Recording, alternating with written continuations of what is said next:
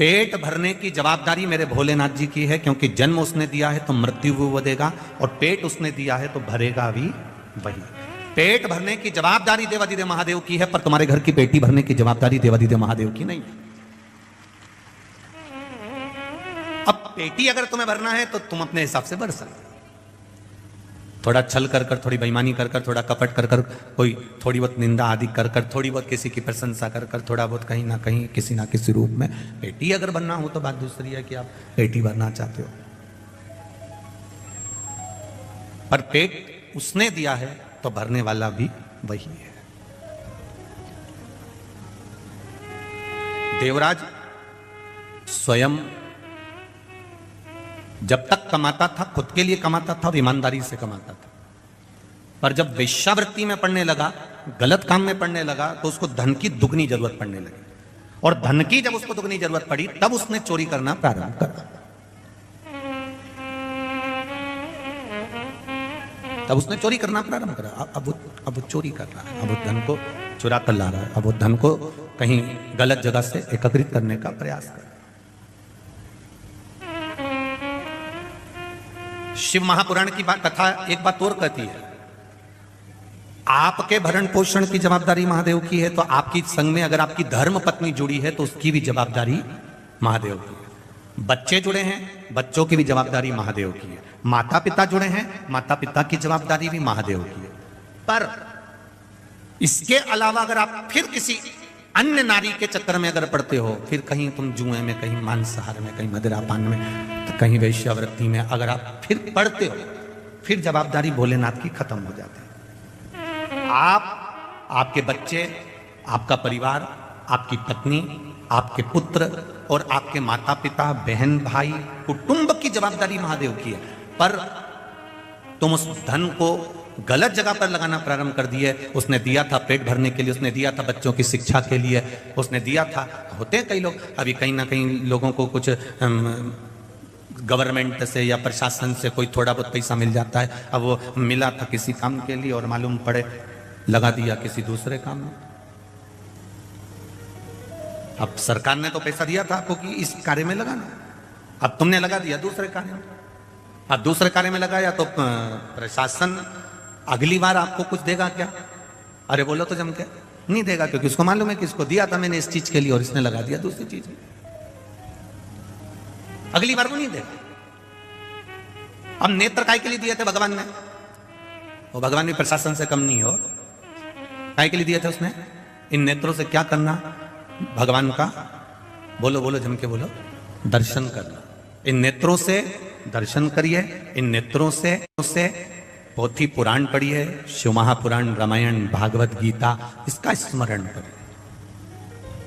अब तुमने इस बार तो इस नेत्रों को भगवान में लगाया ही नहीं।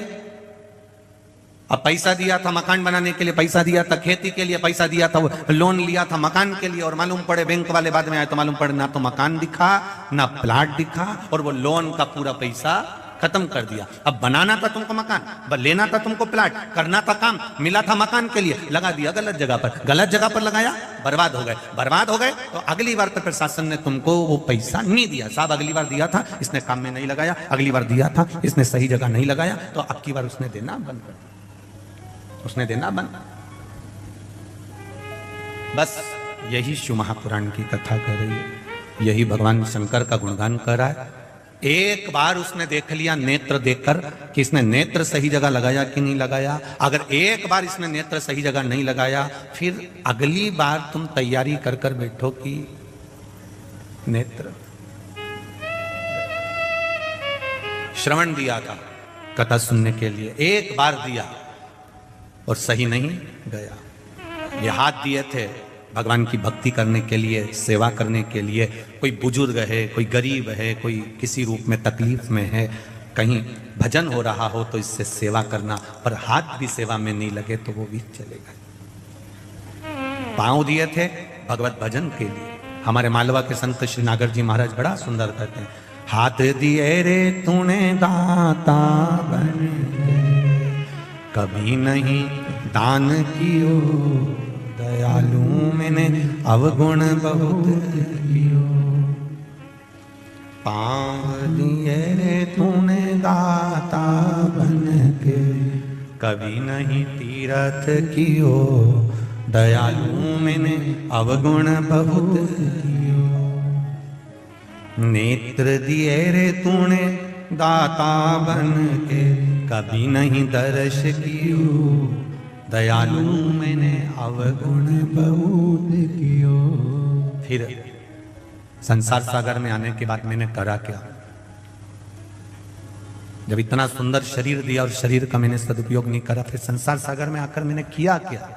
तो संसार सागर में आने के बाद मैंने एक काम किया कि कोरा कोरा कागज काली काली शाही, और 10 को 20 कियो, दयालु मैंने अवगुण बहुत कियो। इस संसार सागर में आने के बाद में इस संसार सागर में आने के बाद मैंने केवल एक काम करा, 10 को 20 कैसे करा जाए उसको सोचा जाए, उसका विचार किया गया।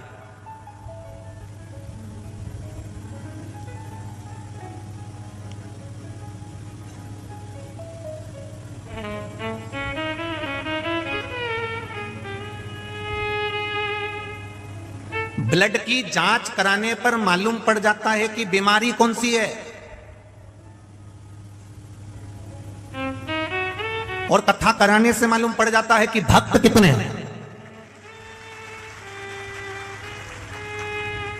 ब्लड की जांच कराने से बीमारी का पता चल जाता है, और शिव महापुराण की कथा करवाने से, राम कथा, कृष्ण कथा, भगवान की अविरल भक्ति की कथा कराने से यह पता चल जाता है कि इसके हृदय में भाव कितना, इसके हृदय में, इसकी चित्तवृत्ति में परमात्मा का भजन कितना।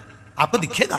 7 दिन आप भी यहीं हो, हम भी यहीं हैं। कई कई ऐसे हैं 7 दिन सुबह 7 बजे से 6 बजे से यहां जगह संभाल कर बैठे रहेंगे, और कई ऐसे रहेंगे 1 बजेगी तब 10 मिनट पहले घर से निकलेंगे, 4-5 को दरवाजे पे परेशान करेंगे, 8-10 को रास्ते में परेशान करेंगे, तब अपनी गाड़ी बढ़ाते हुए, ठोकते हुए, परेशान करते हुए प्रशासन के लोगों को, चाहे पुलिस प्रशासन के हो, चाहे समिति के लोग हों, चाहे जो सेवा कर रहे हैं उनको, 50 बार अपनी दवेत गाड़ी दिखाकर तब जाकर अंदर जाके बैठेंगे। कभी इनके जैसा तब कर देखो, 5 बजे से 6 बजे से 7 बजे से।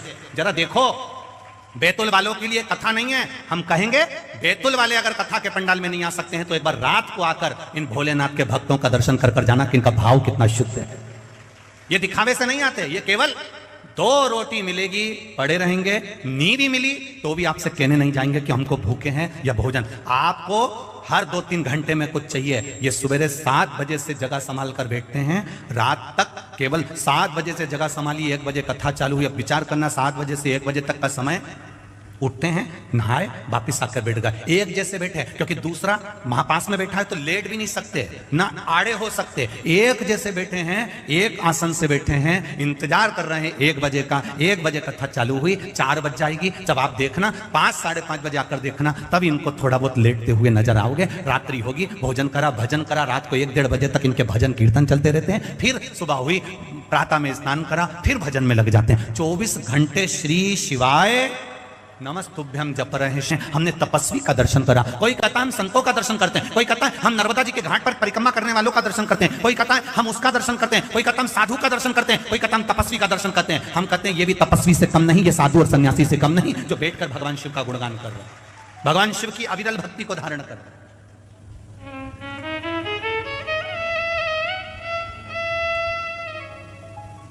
इतने बैठे हो लाखों में,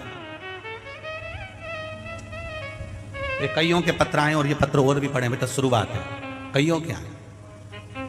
आप भी कथा सुन रहे हैं, ये भी कथा सुन रहे हैं। 2 अंतर इसके अंतर्गत में, एक अंतर का विशेष ध्यान रखना, जितनी देर सुनना है दिल से सुनना। घर से चलो तो कहकर आना मुझे शिव महापुराण की कथा सुनने जाना है, मैं आराम से जहां जगह मिल जाएगी वहां सुनूंगी और भगवान की अविरल भक्ति को धारण करूंगी। मुझे मालूम है 7 दिन अगर मैंने कथा का रसपान कर लिया तो मेरा महादेव मेरी जरूर सुनेगा, ये निश्चित है। मुझे कथा सुनना, मुझे दूसरे की व्यथा नहीं सुनना, मुझे कथा सुनना, मुझे अविरल भक्ति को धारण करना, मुझे परमात्मा का भजन धारण करना।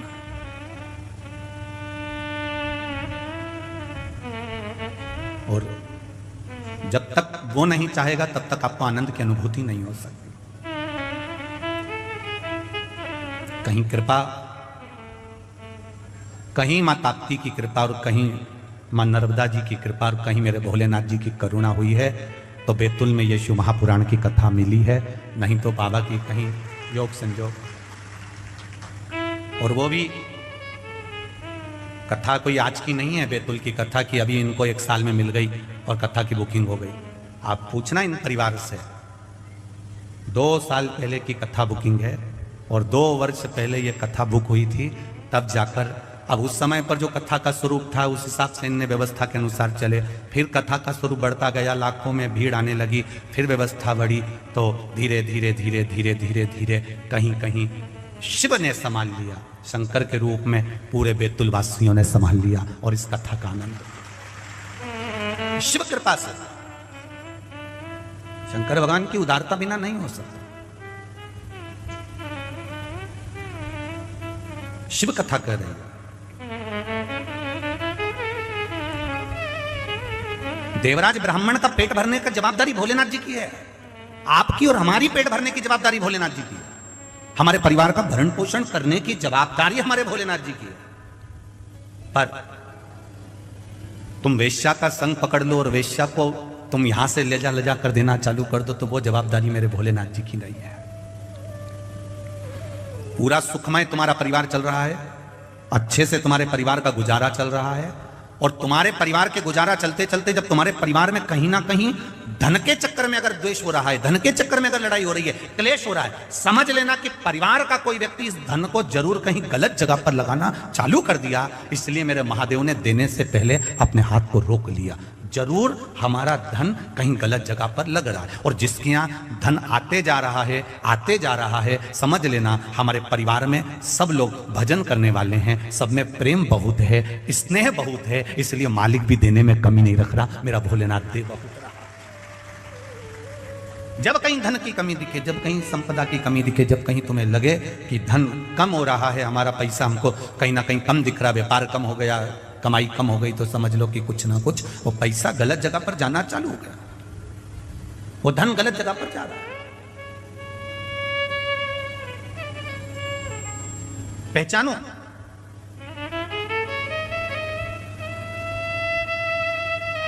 गाय, लक्ष्मी और बेटी, गोमाता, लक्ष्मी और बेटी, ये 3 जब गलत जगह पर जाती है तो देने वाले को रोना पड़ता। गाय तुमने ब्राह्मण को दी, कोई दादाजी चले गए, दादी जी चली गई, कोई डोकरा डोकरी निपट गया और तुमने दे दी ब्राह्मण को। ब्राह्मण लेकर गए गौमाता को, जब तक गौमाता ने दूध दिया उसको संभाल कर रखी, फिर बाद में मालूम पड़े वो गाय तीसरे को दे दी, तीसरे से चौथे को गई, चौथे से 5वें को गई, वो बाद में गाय कसाई के हाथ में पहुंच गई। गौ माता जब कसाई के हाथ में पहुंची तो कटते समय जब रोती है तो बद्दुआ देती है। वो बद्दुआ ना ब्राह्मण को लगती है ना किसी दूसरे को लगती है, जिसने संकल्प छोड़ा था गौदान का, वो बद्दुआ उसको लगती है कि तूने मुझे दान दिया था तो मैं गलत जगह कैसे पहुंच गई। उसी तरह गौ दान जिसने दिया उस दान करने वाले को रोना पड़ता है, और कन्यादान जिसने दिया, और बेटी अगर किसी गलत लड़के के चक्कर में फंस गई और तुमने कह दिया साहब हमने तो जमाई अच्छा देखा था और बेटी को दुख है, बेटी को कष्ट है, तो उसको भी रोना पड़ता, कन्या दान करने वाले को रोना पड़ता। 2 कन्यादान वाले कितने रोए हैं जरा विचार करिए इस ताप्ती महापुराण कथा से। एक दक्ष प्रजापति और दूसरे नंबर पर थे विश्वकर्मा जी। 2 कन्यादान करने वाले कितने रोए, ये ताप्ती महापुराण प्रारंभ हो गई यहां से। 2 कन्यादान वाले कितने रोए हैं, अगर उन रोने वालों का स्मरण करा जाए तो एक है दक्ष प्रजापति और दूसरे हैं विश्वकर्मा जी। भगवान विश्वकर्मा और प्रजापति दक्ष, ये जो जितने रोए हैं इनके बराबर कन्यादान करने वाला। क्यों? दक्ष प्रजापति को रोना इस बात का आया, मैंने बेटियों का विवाह करा, मैंने अपनी बेटी का विवाह ये चंद्रदेव के साथ में करा, और चंद्र मेरी केवल एक बेटी को चाहता है और बाकी की बेटियों का अपमान करता है।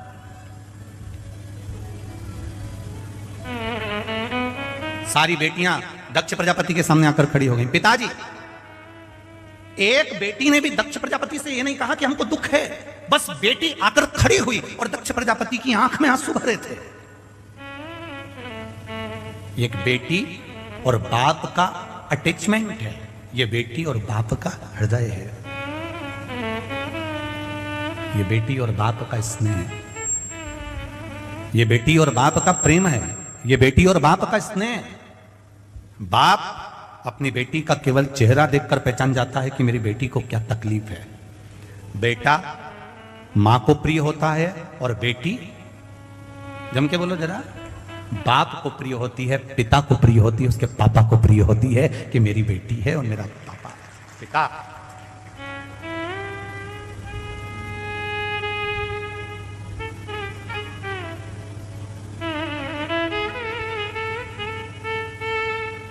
मायके का मतलब मालूम होता है सबको? बोलो री बैतुल वाली जीजी, और जितने बैतुल के जीजा हैं वो भी बोल दो। मायके का मतलब मालूम है? जहां पर जाने पर मां और माया दोनों मेरी हो वो मायका कहलाता है।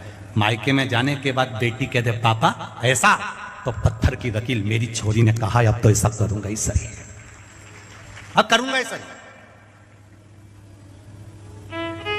मां मेरी माता ने जो कहा है मैं उसके अनुसार करूंगा। जहां पर मां और माया दोनों मेरी है वो मायका है। शादी हो गई, दूसरी जगह चली गई ससुराल, फिर भी जब वो मायके में आए तो उसको लगना चाहिए कि जीजी तुम्हारा ही है सब कुछ, अलमारी खोल दूं, साड़ी निकाल दूं, लो पहन लो। पर तुम्हारे अलमारी खोल दूं और साड़ी निकाल दूं, पहन लो, ये तो बहुत दूर की बात हो गई रही मेरी बैतुल वालियों, बहुत दूर की हो गई। तुम्हारे कमरे में आकर अगर तुम्हारी ननन बैठ जाए तो भाभी का मुंह भगोना हो जाए, तुरंत भाभी का मुंह भगोना। ये जीजी में अकल नहीं है क्या? पत्नी ने अपने पति से कहा, भाभी ने अपने पति से कहा, तुम्हारी बहन में अकल नहीं है क्या रखती भर भी? जब देखो जब मेरे कमरे में आकर बैठ जाती है। भाई को कहना चाहिए ये सब उसका है, कुछ नहीं मांगा उसने।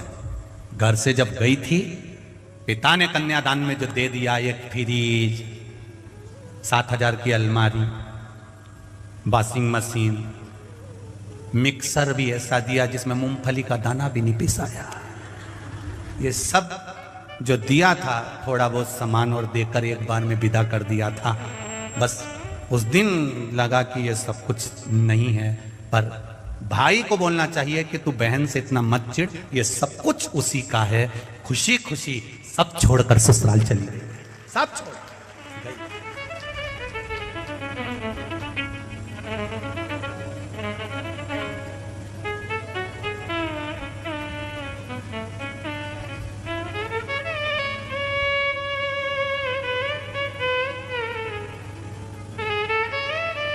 सब छोड़ दिया।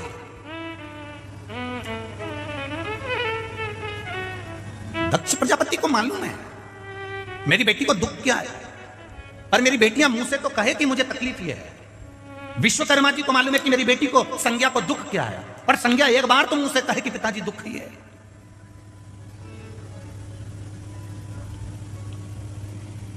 संज्ञा कौन? सूर्य नारायण भगवान की पत्नी।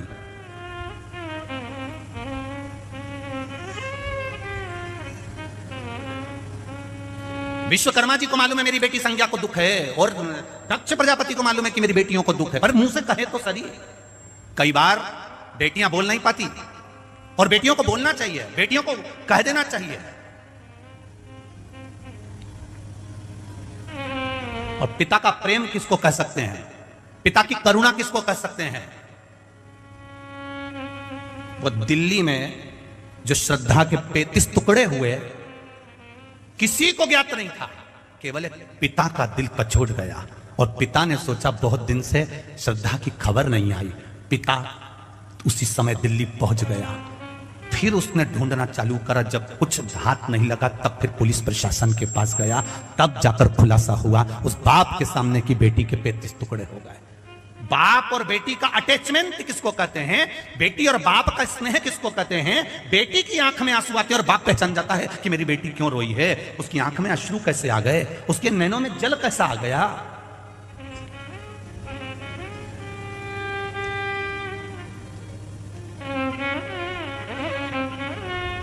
इसलिए हम बार बार कहते हैं फैशन और व्यसन, इन दो चीजों से बचने का कार्य करिएगा। ज्यादा फैशन में पड़ोगे तो भी बर्बाद हो जाओगे, और ज्यादा व्यसन में पड़ोगे तो भी बर्बाद हो जाओगे। फैशन भी तुमको बर्बाद कर देगा और व्यसन भी तुमको बर्बाद कर देगा। एक जरा सा कहीं धूम्रपान कर लिया, कहीं तंबाकू खा लिया, कहीं मदिरापान कर लिया, कहीं मांसाहार कर लिया, कहीं वैश्यावृत्ति कर ली, कहीं जुआ कर लिया। फैशन भी बर्बाद करेगा और व्यसन भी बर्बाद कर देगा। इन दोनों से बचने का प्रयास करिए। जिसके घर का धन फैशन और व्यसन में दोनों में जा रहे चालू हो जाए, समझ लो धीरे धीरे कुछ ना कुछ गड़बड़ी होना प्रारंभ हो गई। करो, हम कभी मना नहीं करते तुम फैशन मत करो, तुम्हारी मर्जी पड़े जैसा कपड़ा पहनो। अभी तो तुम यहां से फटी हुई पहनते हो, तुम पूरी फटी हुई पहनो तो कोई दिक्कत नहीं है। पर निवेदन है, फैशन और व्यसन में अगर तुम्हारा धन जा रहा है, व्यसन में, मांसाहार में, मद्यपान में, जुआ में, वृक्षावृत्ति में, गलत काम में तुम्हारा धन जा रहा है, तो बहुत दिन का ठिकाना तुम्हारा नहीं है। और फैशन में अगर तुम ज्यादा पढ़ने लगे हो तो भी तुम्हारा कोई ठिकाना नहीं है। गलती थी, एक गलती को अपना मानो, सुधारो।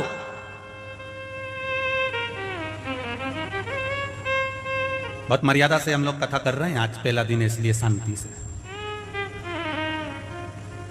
हमें भी देखना पड़ता है कि भगोनी के चावल कैसे हैं।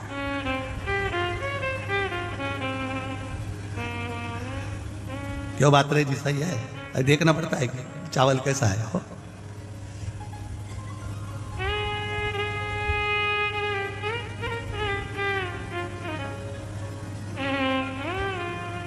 पर चावल जोरदार तो है, जब ये तो बैठने की जगह तक नहीं बची, सब खड़े हैं पीछे, ढेर लगे हुए अपार, इतना भीड़ है, सबका प्रेम। ये समझ में आता है कि आप लोगों की भक्ति बड़ी प्रबल है, भाव बड़ा प्रबल, हृदय। और जो भजन का बल है, यही बाबा की कृपा से आपका खूब आनंद में रहना चाहिए।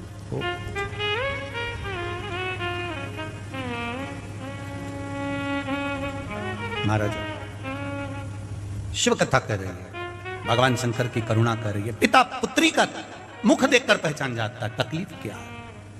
दक्ष प्रजापति को भी रोना आया अपनी बेटियों को देखकर, और विश्वकर्मा भगवान को भी रोना आया था अपनी बेटी को देखकर, संध्या को देखकर। आंखों में जल भरा हुआ था।